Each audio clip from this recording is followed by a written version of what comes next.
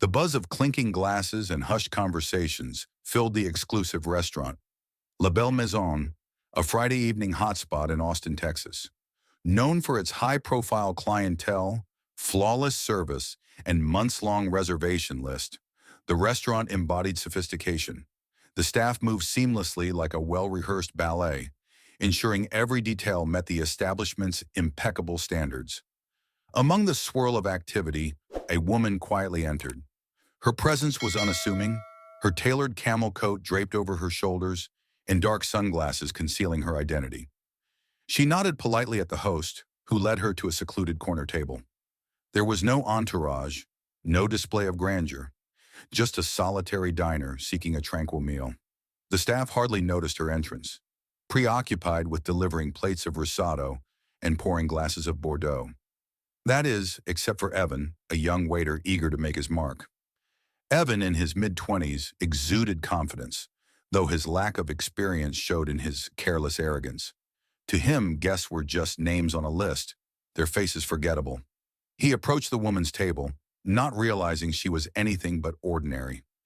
As she removed her sunglasses, her face caught the attention of a few diners nearby. A low murmur began to circulate, growing like a ripple in a pond. Phones appeared discreetly under tables, and whispers of recognition filled the air. "Good evening, ma'am. May I start you off with a drink, or would you prefer a recommendation from our sommelier?" Evan asked, his tone polite but hollow. "Just water, please," she replied, her voice calm, carrying a quiet elegance. Evan scribbled on his notepad and turned to leave, muttering under his breath, "Guess you're not here for the food anyway." The comment, though softly spoken, reached nearby diners. Eyebrows raised, and a wave of discomfort rippled through the room. The woman remained composed, unfolding her napkin with unshaken grace. Evan, oblivious to the whispers now spreading, continued his rounds, his smirk unwavering. Meanwhile, Pauline Cavano, the restaurant's owner, observed the scene from the bar. Pauline, a former chef turned entrepreneur, had built La Belle Maison from scratch. Her sharp eyes followed Evan, narrowing when she noticed the woman's calm yet commanding presence. Pauline recognized her immediately. The woman was Melania Trump. As the quiet buzz of recognition grew among the diners, Pauline's grip on her champagne flute tightened. She had cultivated this restaurant's reputation over years and wasn't about to let one careless waiter undo it. Evan returned to the woman's table, setting her glass of water down with a sharp clink. "Are you ready to order, or do you need more time?" he asked, his tone tinged with impatience. "I'll have the salmon, no sauce," she replied, her voice steady. Evan jotted it down hastily and turned to leave, adding, "Not that you'd notice the difference." This time the comment was clear, audible, and unmistakable. The dining room froze. Forks hovered midair, and heads turned toward the corner table. The woman's expression remained calm, but her silence spoke volumes. Pauline decided it was time to act. She placed her glass down with deliberate precision and began weaving through the tables, her heels clicking softly. Before she could reach the table, Evan returned with the salmon, placing the plate down with unnecessary flair. "You don't really seem like the type who'd dine here often," he said, his smile smug. A collective gasp rippled through the restaurant. The woman finally raised her gaze, her calm demeanor cutting through the tension like a knife.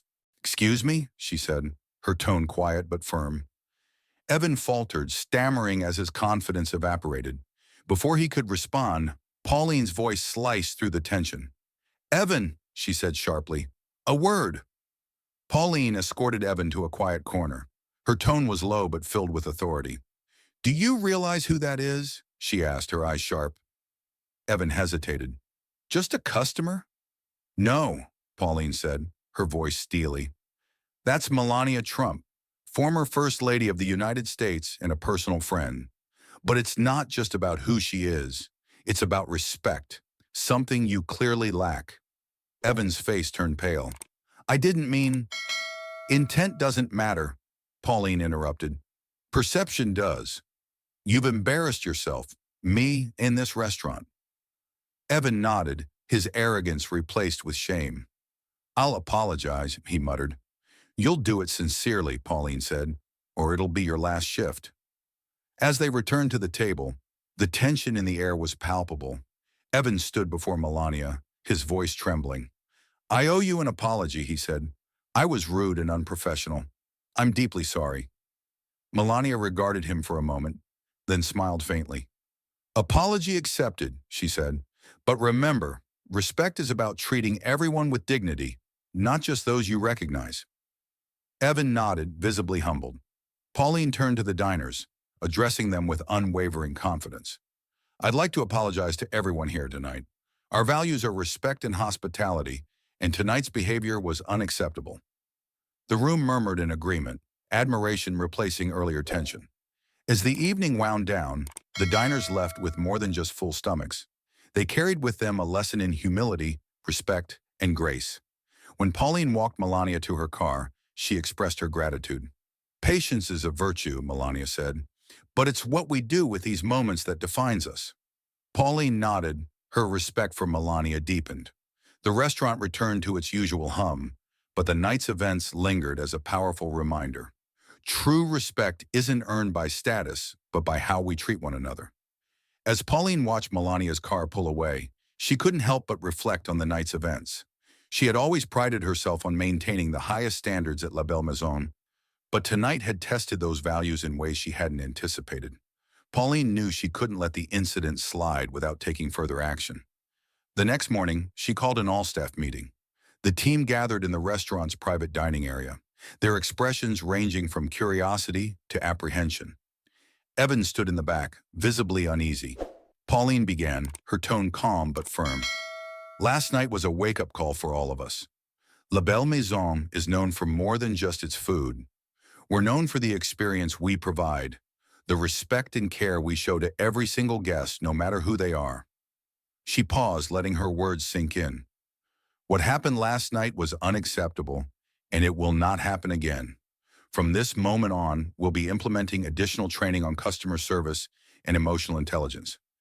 Every member of this team will participate, myself included." The staff murmured in agreement, some nodding while others exchanged nervous glances. Pauline's gaze landed on Evan.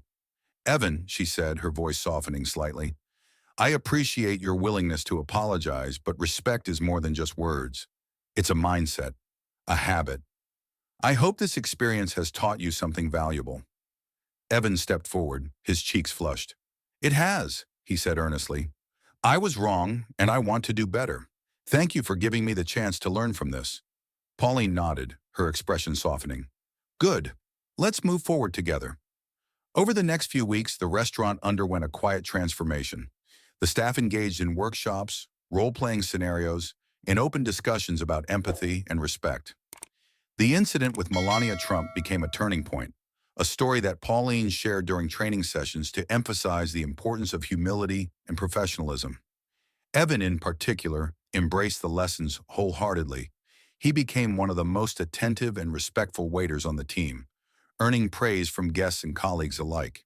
His transformation didn't go unnoticed by Pauline, who began mentoring him personally, helping him refine his skills and attitude. Months later, La Belle Maison continued to thrive.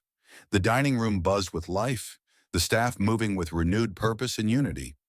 The restaurant's reputation soared even higher, with glowing reviews praising not just the food, but the exceptional service.